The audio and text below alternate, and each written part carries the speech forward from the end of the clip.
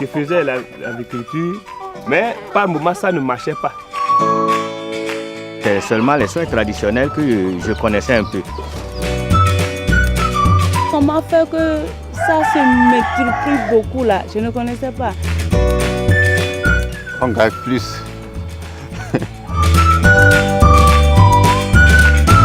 Le projet appui à la formation professionnelle AFP en abrégé a pour objectif de promouvoir la formation qualifiante rapprochée de courte durée relative aux services locaux et à la transformation de produits agricoles, tout en engendrant de nouvelles opportunités pour les jeunes hommes et femmes déscolarisés ou non scolarisés. La finalité, c'est de contribuer au développement de l'économie locale par l'amélioration des perspectives professionnelles dans les zones rurales.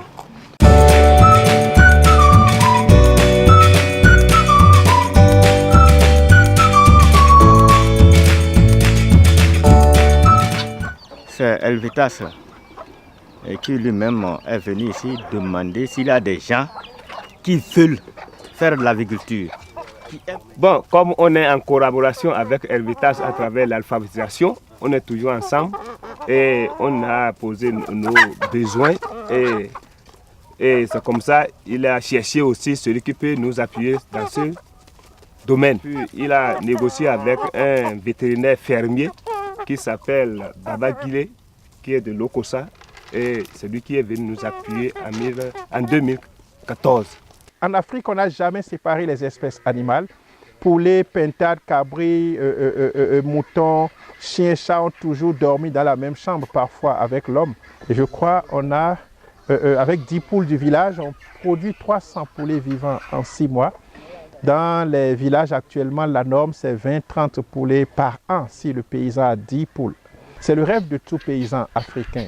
Je pense que c'est un savoir à promouvoir, quoi. Le résultat, c'est que le paysan produise mieux, c'est que le paysan vive mieux, c'est que le paysan améliore ses revenus. Améliore ses revenus, mais nous proposons pas des activités génératrices de bénéfices et non de revenus. Voilà, c'est comme ça qu'on a rencontré Helvetas par la responsable de Nati Tengu, Madame Zaratou. Avant la formation, j'avais bien les poules à la maison, mais ça ne me disait rien. Je ne savais pas qu'il faut entretenir là où ils vont dormir. Il faut faire les bois pour qu'ils montent, ils ne laissent pas par terre. Il faut les donner à manger comme l'homme mange. Je ne savais pas, je ne connaissais pas tout ça là. Mais quand j'ai eu l'appui de Helvetas, j'ai eu la formation, je fais la vaccination, je leur donne des produits, des antibiotiques, je fais le déparatage, tout ça là, il y a amélioration. Bernardin, ça c'est le majoie. Ici c'est l'abreuvoir. Ici aussi c'est le majoie. Ici, il nous avait appris à faire des perchoirs pour que les poules dorment, qui ne dorment pas par terre pendant la nuit. Donc c'est sur ces perchoirs là qu'ils dorment. C'est des petites termites quoi. Avec les bouches de vache là, tu mets dans un pot, tu vas fermer. Et maintenant ils vont monter toute la nuit là. Et le lendemain tu vas chercher. Tu nous avais appris ça. Naturellement, ils sont bien nourris. Oui.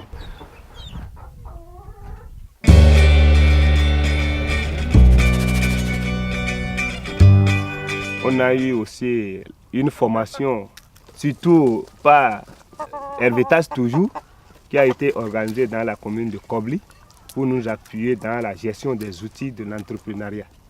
Et ça, on le fait avec une ONG locale qui a cette compétence, le guichet économique local. Donc ils sont formés sur l'entrepreneuriat, la gestion, les techniques de tenue des outils de gestion pour une traçabilité de leurs affaires, les techniques de commercialisation et de négociation.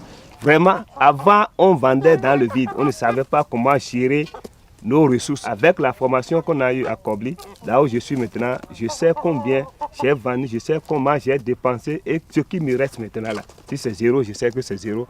et c'est par écrit. Alors avant là, c'était, on gardait ça par tête et ça ne marchait pas. Après cette formation, les trajets d'accompagnement élaborés ont été maintenant planifiés dans le temps. Et là, on a des conseillers d'entreprise positionnés sur le terrain qui sont en charge d'un certain nombre de promoteurs.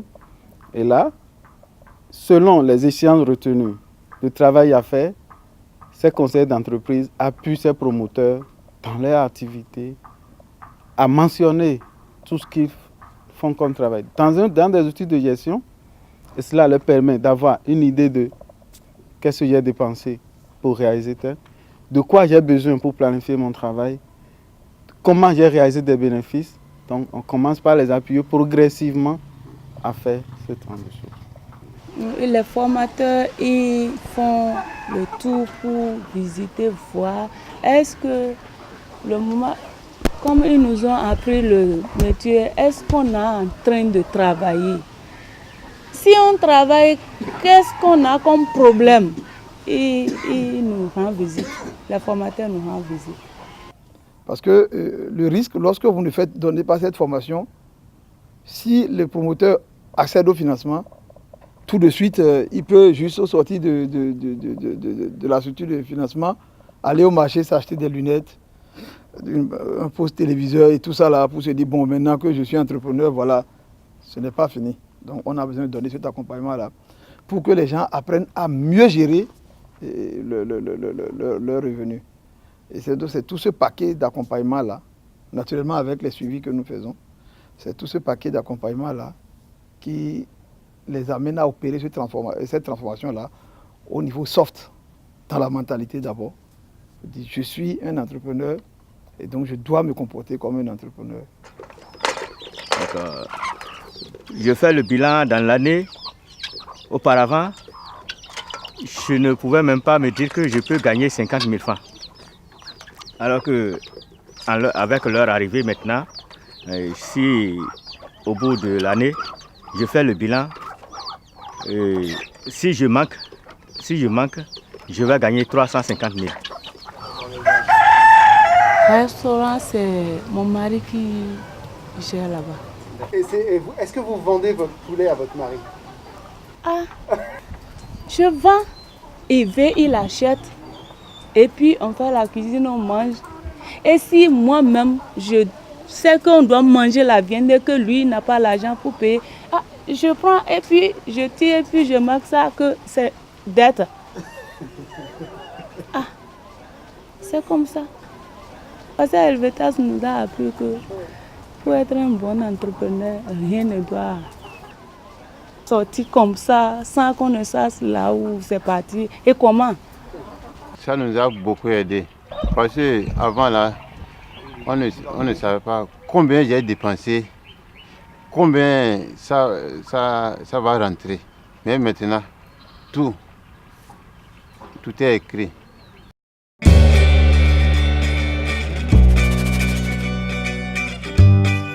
On fait maintenant un processus de consolidation, de développement et de coaching. Et ce processus de coaching a deux aspects. Un aspect technique où sur les insuffisances constatées, les formateurs les renforcent et on identifie ceux qui sont à même de donner des prestations de services à leurs pairs ou à d'autres jeunes qui n'ont pas été initiés à ces métiers. Donc ça, c'est des producteurs relais, c'est le cas en aviculture. Et on a pris 20 personnes par commune qu'on est venu renforcer ici. Eux, ils vont jouer le rôle de paysans relais. Paysans relais avec un peu plus de capacité, ils pourront mieux transmettre le message à leurs pairs. Et on les a choisis dans une logique communautaire. Et après, on a mis en place un système de suivi à distance. Un système téléphonique où, quand ils ont une difficulté là-bas, ils m'appellent et on analyse, je leur donne des directives et après, on a les résultats, quoi. Plusieurs. Il y en a beaucoup dans tous les villages, il y a des besoins. Lors de la formation, on nous avait dit même de partager à nos proches, de ne pas garder la connaissance en nous. C'est pour cela, quand on est revenu de la formation, je lui ai parlé, il a apprécié et il a commencé avec moi. Et vraiment, j'ai vu que vraiment ça a marché. Je suis très content. Bon, c'est un jeune frère, petit frère encore. Son nom c'est Mpona Marcel.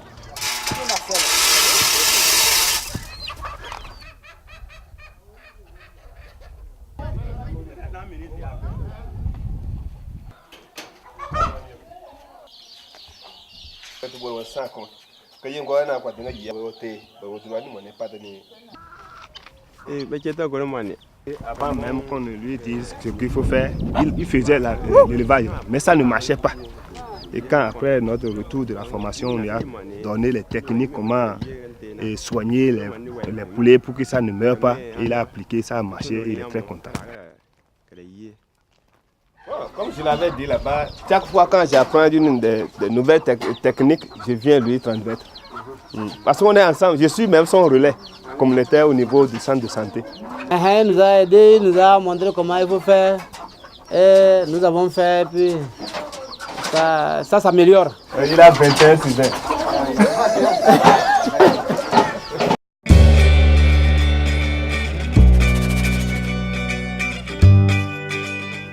Oui, il y en a qui viennent. Ils viennent demander, ah, madame, chez moi là, j'ai perdu tout.